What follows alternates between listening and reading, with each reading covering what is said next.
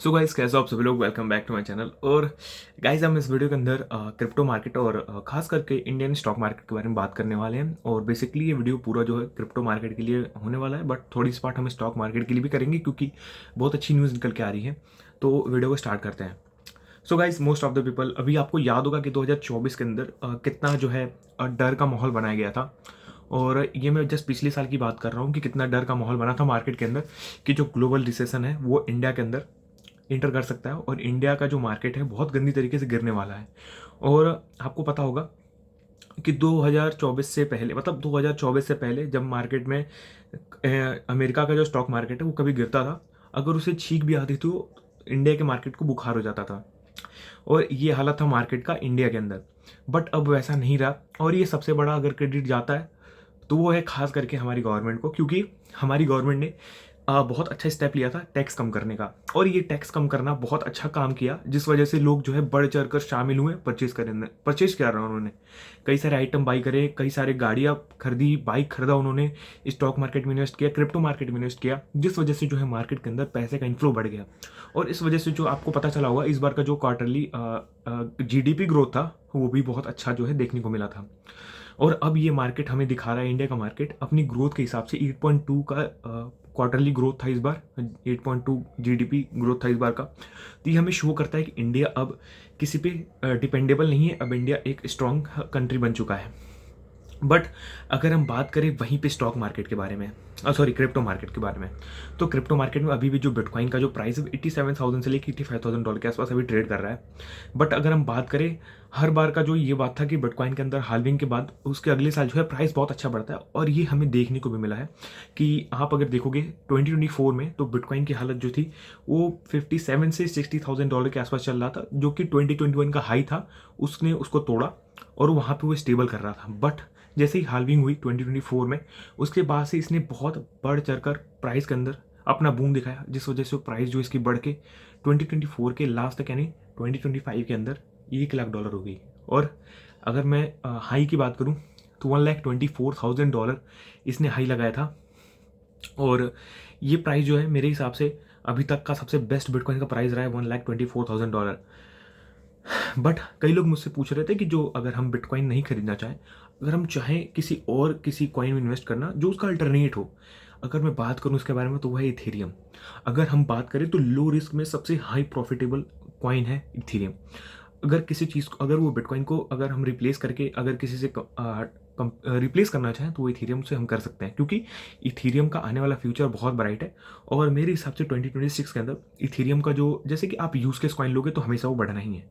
और 2026 के अंदर मेरे हिसाब से इथेरियम बूम करेगा।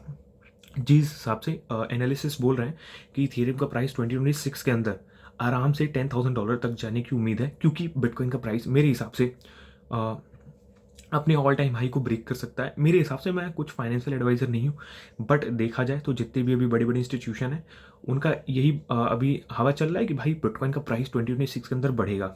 और अगर मार्केट उस तरफ चल रहा है तो हमें भी मान लेना चाहिए कि बिटकॉइन का प्राइस उस समय तक बढ़ सकता है, क्योंकि जितने भी लोग अभी मार्केट के अंदर इन्वेस्ट कर रहे हैं उसमें से ज़्यादातर जो प्राइस बढ़ाने का हाथ होता है वो होता है इंस्टीट्यूशन का।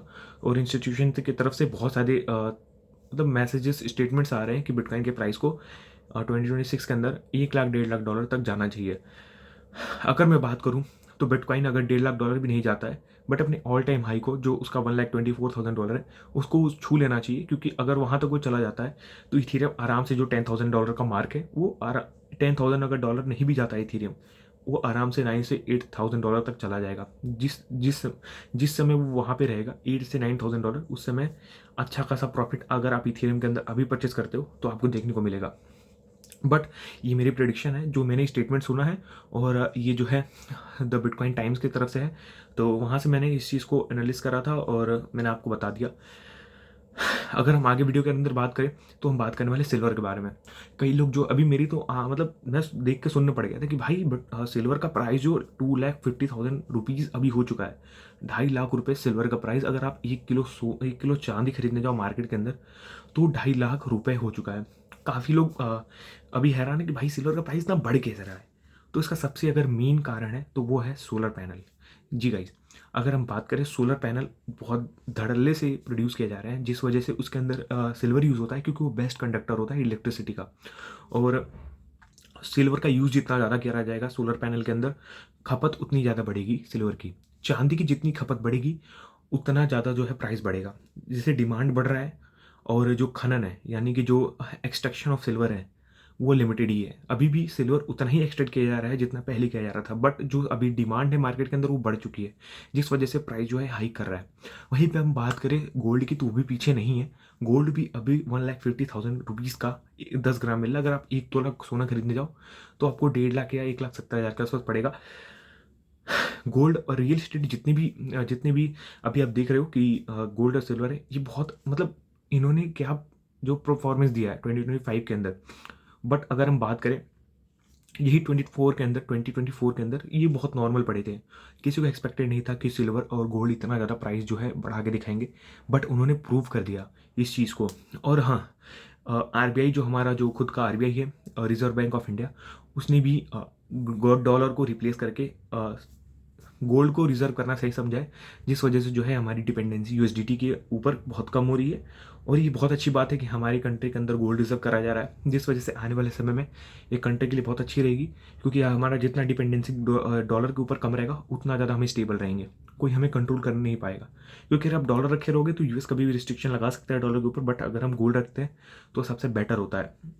और यही कारण है कि इंडिया जो है अभी फास्टेस्ट ग्रोइंग इकोनॉमी बना है। बट अगर हम देखें इंडिया के अंदर अभी जितने भी लोग क्रिप्टो के मार्केट के अंदर अभी इन्वेस्टमेंट कर रहे हैं उनकी संख्या बहुत कम है, और ये भी आने वाले समय में बढ़ सकती है, जिस वजह से ये बहुत अच्छा मौका है आपके लिए कि आप क्रिप्टो मार्केट के अंदर अपना 10 to 5% पोर्टफोलियो लगा के रखो, क्योंकि क्रिप्टो को आप इग्नोर नहीं कर सकते। आप क्रिप्टो को अगर इग्नोर करोगे तो बाद में मतलब रिग्रेट करोगे, क्योंकि मार्केट में आप देखा जाए तो बिटकॉइन इज फ्यूचर, और क्रिप्टो मार्केट आने वाले समय में बढ़ना ही है, क्योंकि बिटकॉइन का बहुत बढ़िया फ्यूचर है। क्योंकि इस समय बिटकॉइन में इसको डिजिटल गोल्ड बोला जाता है बिटकॉइन को। तो अगर हम बात करें एक्सचेंजों के बारे में, तो क्रिप्टो मार्केट के अंदर गवर्नमेंट ने लगभग 30% टैक्स और 1% टीडीएस लगा के रखा था, जिस वजह से उसके बाद भी ये एक सबसे बड़ा कारण है कि 30% टैक्स और 1% टीडीएस। मुझे लगा था कि जो यूज़र्स हैं क्रिप्टो के वो कम होंगे, बट ऐसी बात नहीं है। यूज़र जो है मार्केट के अंदर बढ़े हैं, और ये बहुत अच्छी बात है कि हमारी गवर्नमेंट ने टैक्स बहुत ज़्यादा लगाया है। बट मतलब ये गलत बात है कि गवर्नमेंट टैक्स बहुत ज़्यादा लगाए, बट टैक्स लगाया इस वजह से जो है हमारे एसेट सेफ पे अगर कोई एक्सचेंज भगता है जो एफआईयू के साथ रजिस्टर्ड है, जैसे बाइनेंस और बाइबिट, ये कई सारे एक्सचेंजेस हैं जो कि एफआईयू के साथ रजिस्टर्ड है, और अगर ये भगते भी हैं जैसे हमारा पैसा कहीं चोरी नहीं होगा, अगर हम किसी रिस्क में नहीं फंस सकते, हमारा पैसा जो है सेफ है एक्सचेंजों के ऊपर। बट मैं आपसे फिर भी कहूँगा कि आप डिसेंट्रलाइज की ओर जाइए, जिस वजह से आपका पैसा जो हमेशा सेफ की ओर और सेफ रहेगा। और हमने यहाँ पे गोल्ड, सिल्वर और बिटकॉइन और रियल एस्टेट के बारे में बात करा था, और हमने चारों टॉपिक जो है कवर कर दिए हैं।